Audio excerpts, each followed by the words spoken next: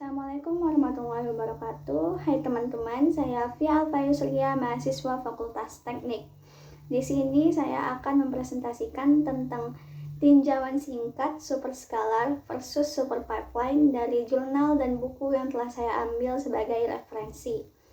Nah, topik utama dalam presentasi ini adalah sebagai berikut: pengertian prosesor superskalar. Prosesor superskalar merupakan sebuah tipe prosesor yang dapat mengeksekusi beberapa set instruksi sekaligus dalam waktu yang sama. Tipe prosesor ini dapat terdiri dari beberapa subunit yang bertugas untuk mengontrol tipe fungsi-fungsi dasar tertentu. Prosesor superskalar merupakan titik tengah dari tiga tipe prosesor utama, yaitu skalar, superskalar, dan vektor. Jadi, prosesor superskalar ini adalah jenis prosesor yang dapat mengeksekusi beberapa instruksi secara paralel dalam waktu bersamaan dengan menggunakan beberapa subunit pengolah. Ada tujuan prosesor superskalar merupakan salah satu rancangan untuk meningkatkan kecepatan CPU. Superskalar ini mampu menjalankan instruction level paralelis dengan satu prosesor. Nah, jadi tujuan utama dari prosesor superskalar ini adalah meningkatkan kecepatan pengolahan CPU dengan memungkinkan eksekusi instruksi secara paralel dalam tingkat instruksi dalam satu prosesor saja. Alasan mengapa menggunakan prosesor superskalar: yang pertama, meningkatkan kecepatan CPU. Nah, ini merupakan salah satu rancangan untuk meningkatkan kecepatan CPU. Lalu yang kedua, memungkinkan instruction level paralelis dalam satu prosesor. Nah, superskalar ini mampu menjalankan instruction level paralelis dengan satu prosesor. Nah, dengan kemampuan mengeksekusi beberapa instruksi sekaligus secara paralel, prosesor superskalar dapat meningkatkan kecepatan pemrosesan instruksi. Lalu yang ketiga, mengeksploitasi keuntungan branch prediction dan speculative execution. Nah, peristiwa menarik yang bisa dilakukan dengan metode superskalar ini adalah dalam hal memperkirakan pencabangan instruksi serta perkiraan eksekusi perintah. Nah, branch prediction dan speculative execution ini membantu meningkatkan performa dengan memprediksi dan mengeksekusi jalur instruksi secara spekulatif. Lalu yang keempat, mengakomodasi program dengan banyak percabangan. Disebutkan manfaatnya untuk program yang membutuhkan banyak percabangan instruksi seperti kondisi berdasarkan umur dalam contoh yang diberikan. Nah, jadi secara keseluruhan, alasan utama menggunakan prosesor superskalar adalah untuk mendapatkan peningkatan kecepatan dan performa CPU dengan memungkinkan eksekusi instruksi secara paralel dalam satu prosesor. Organisasi umum dari prosesor superskalar. Yang pertama, prosesor superskalar terdiri dari beberapa unit yang bertugas untuk mengontrol fungsi-fungsi dasar tertentu. Nah, ini tadi sudah kita jabarkan. Lalu yang kedua, subunit tersebut dapat menerima informasi secara langsung dari prosesor utama untuk diproses secara paralel. Nah, sementara prosesor lain juga memiliki unit ini, namun prosesor superskalar dapat mengirimkan informasi secara langsung pada unit-unit tersebut untuk diproses, sementara prosesor utama melakukan pekerjaan lainnya. Nah, lalu yang ketiga, prosesor superskalar merupakan titik tengah antara prosesor skalar dan prosesor vektor dalam hal kemampuan eksekusi paralel. Ini juga tadi sudah kita jabarkan ya. Nah, masuk ke pengertian super pipeline. Teknologi pipeline yang digunakan pada komputer bertujuan untuk meningkatkan kinerja dari komputer secara sederhana. Pipeline adalah suatu cara yang digunakan untuk melakukan sejumlah kerja secara bersamaan, tetapi dalam tahap yang berbeda, dan dialirkan secara kontinu pada unit pemrosesan.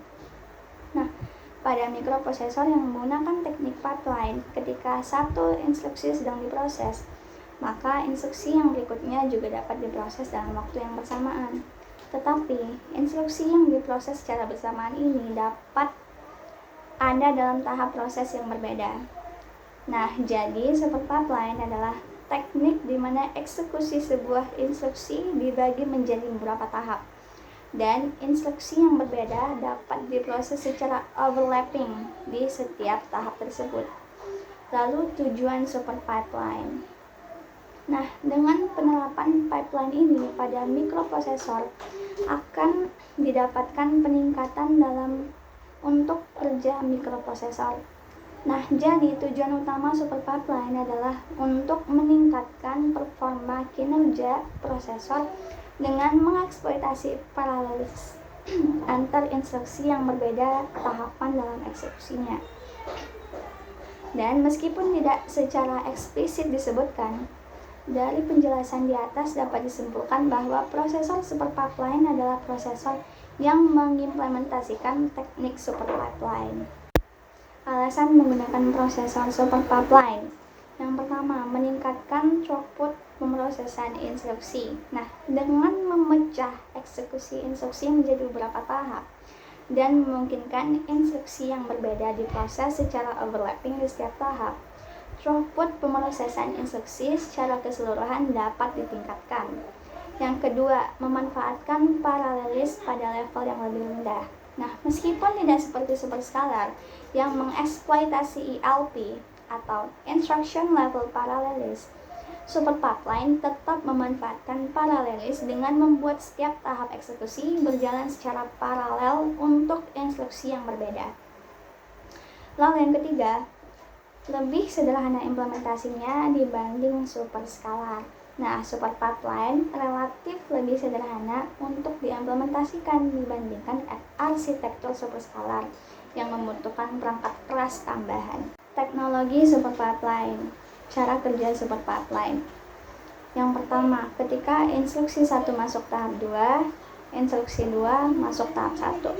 Yang kedua, ketika instruksi 1 masuk tahap 3, instruksi 2 masuk tahap 2, instruksi 3 masuk tahap 1. Dan seterusnya dengan instruksi yang berbeda diproses secara overlapping di tahap yang berbeda. Nah, namun super pipeline juga memiliki tantangan seperti yang pertama, penggunaan research yang bersamaan antar instruksi. Yang kedua, ketergantungan data antar instruksi yang berurutan.